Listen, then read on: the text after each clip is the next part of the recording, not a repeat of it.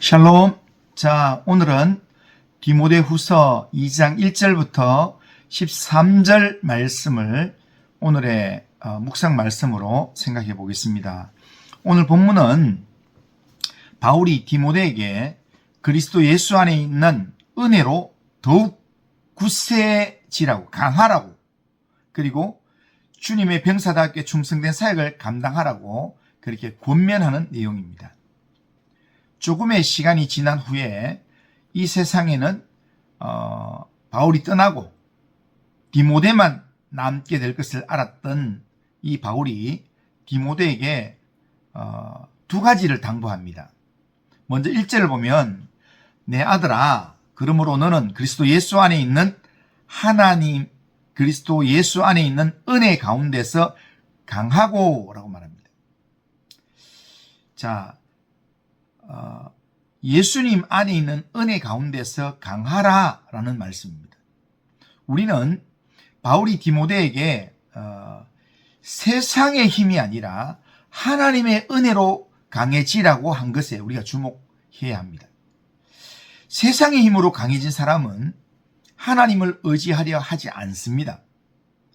마귀가 틈만 있으면 하나님을 떠나게 하는 죄의 본능을 자극하기 때문입니다. 그러므로 우리는 오직 하나님의 은혜로 강해져야만 합니다. 하나님의 은혜로 강해지라 라는 말은 하나님의 도움을 믿는 믿음으로 강해지라 라는 의미이고, 하나님 주시는 소망으로 강해지라 라는 의미입니다. 하나님 향한 믿음과 소망으로 강해지려면 날마다 말씀과 기도로 우리가 영적 무장해야 합니다.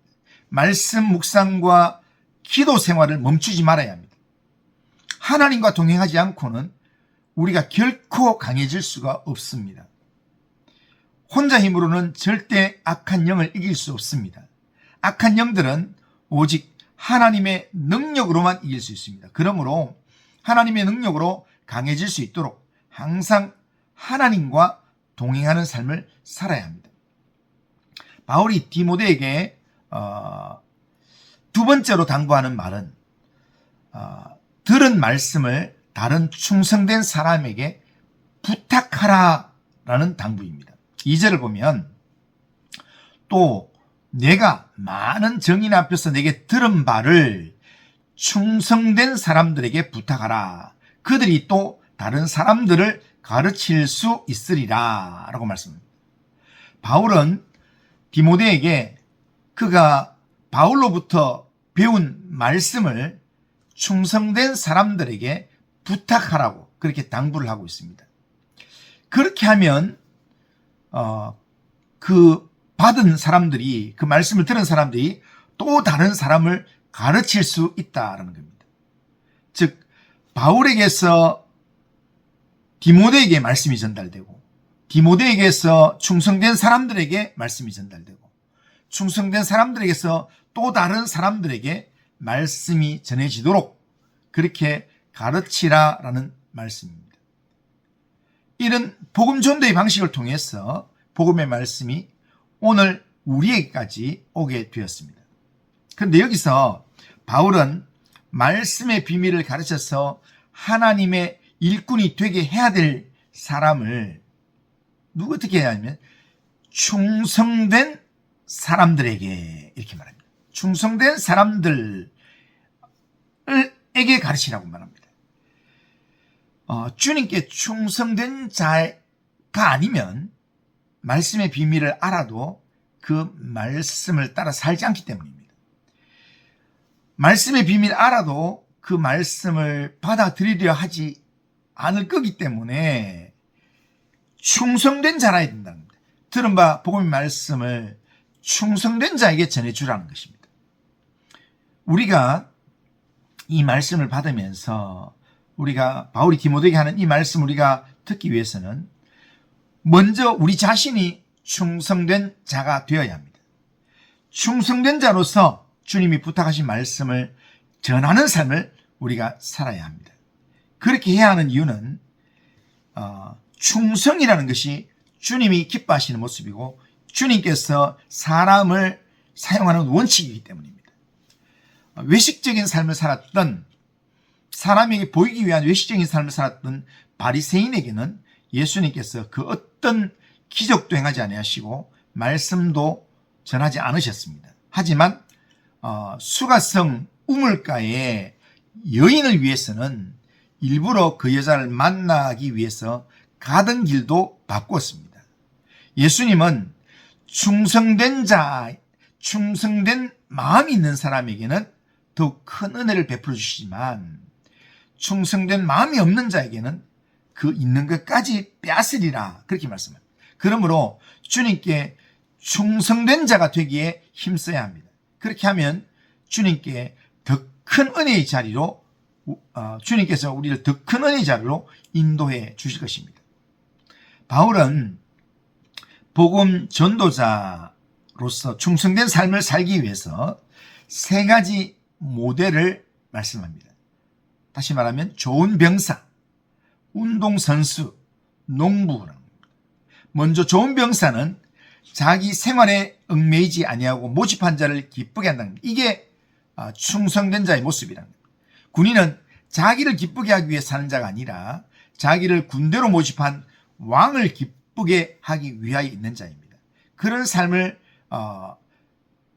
살기 위해서 왕의 명령에 따라서 언제든지 전투에 참여할 준비를 하는 삶을 산다는 겁니다. 마찬가지로 우리도 왕이신 하나님의 명령을 따라서 영적인 전투에 참여할 수 있도록 평소에 경건의 훈련이 열심을 내야 합니다. 이것이 충성된 그리스도의 병사의 모습입니다. 두 번째로 운동선수입니다. 운동선수는 법대로 경기하는 사람입니다. 운동선수가 되려면 운동규칙을 잘 알아야 합니다.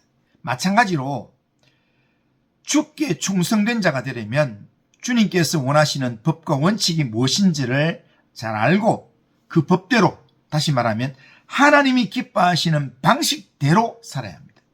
그게 충성하는 자의 모습입니다. 하나님의 법대로 사는 것이 온전한 신앙입니다.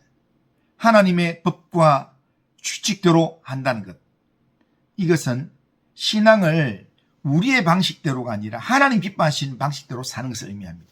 신앙이란 하나님을 섬기는 것이요, 하나님을 향하여 봉사하는 것입니다. 그러기에 주님의 말씀의 법을 따라서 순종함을 사는 것, 이게 진짜 충성된 모습이라는 겁니다. 세 번째 충성된 자의 모델은 농부입니다. 그런데 농부는 그 결실을 얻기 위해 수고합니다. 그런데 그렇게 수고한 대로, 수고한 만큼 소출을 먼저 얻게 된다는 것입니다. 6절을 보면 수고하는 농부가 곡식을 먼저 받는 것이 마땅하니라, 이렇게 말합니다.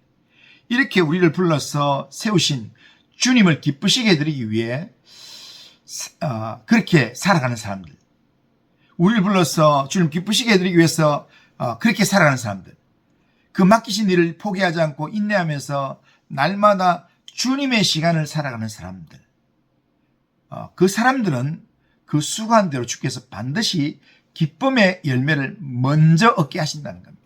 7절 중반에 보면 주께서 범사에 내게 총명을 주시리라 말씀합니다. 범사에 주께서 총명을 주셔서 열매를 얻게 하신다는 겁니다. 우리에게 약속을 주신 하나님의 말씀은 매이지 않습니다. 우리는 때로는 어려움을 당하고 그렇게 매이기도 하지만 바울은 감옥에 갇히는 매임이 있지만 하나님의 말씀은 절대로 매이지 않는다는 겁니다. 결국에는 구원의 열매를 맺게 하신다는 겁니다. 이것은 죽음 가운데서 다시 살아나신 예수 그리스도를 기억해 보면 분명한 답이 나온다는 겁니다. 그러기에 우리는 그리스도 예수의 좋은 병사가 되기 위하여 복무하는 좋은 병사처럼 고난 가운데서 충성하고 법대로 경기하는 운동선수처럼 하나님의 말씀을 지해서 최선으로 충성하는 삶을 살아야 합니다. 이런 삶을 힘있게 살기 위해서는 우리가 그리스도 예수 안에 있는 은혜 가운데서 강해야 합니다. 그리고 들은 바 복음의 말씀을 충성된 사람들에게 우리가 적극적으로 부탁하는 삶을 살아야 합니다. 오늘도 하나님의 자녀로서 하나님의 은혜를 사모함으로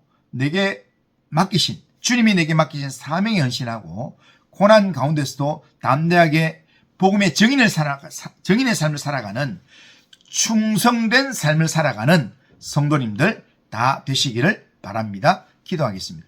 거룩하신 하나님 아버지, 바울이 디모데에게 유언처럼 당부했던 하나님 이 말씀을 우리에게 주시는 말씀으로 받기를 원합니다. 은혜 가운데서 강하라 라고 말씀하시는 그 말씀으로 예수께서 주신 은혜 안에서 우리가 강하게 영적 무장할 수 있도록 도와주시고, 하나님께서 내게 맡기신 말씀을 충성된 사람에게 부탁하는 충성된 삶을 살 수 있도록 인도하여 주옵소서. 정말 자기를 모집한 자를 위해서 얽매이지 않는 그런 충성된 삶을 살았던 좋은 병사처럼, 하나님, 또 법대로 경기하는 충성된 운동선수들처럼, 수고함으로 수고의 떡을 먹는 충성된 농부들처럼 하나님께서 내게 맡기신 일에 충성하는 그리스도의 좋은 병사로 살아갈 수 있도록 인도하여 주시옵기를 합니다. 오늘도 우리의 삶을 주님께 맡깁니다. 주님이 함께 하시고 은혜를 베풀어 주옵소서. 예수님의 이름으로 기도드리옵나이다. 아멘.